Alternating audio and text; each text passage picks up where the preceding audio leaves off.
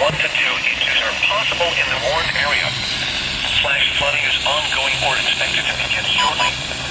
Hazard: flash flooding caused by thunderstorms. Source: radar.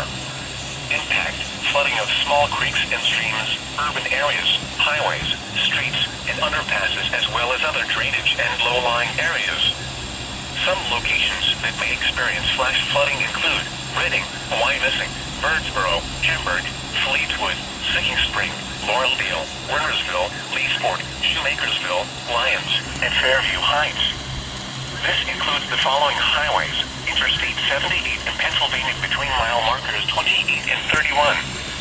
Interstate 176 in Pennsylvania between mile markers 10 and 11. Turn around. Don't drown when encountering flooded roads. Most flood deaths occur in vehicles. Be aware of your surroundings and do not drive on flooded roads.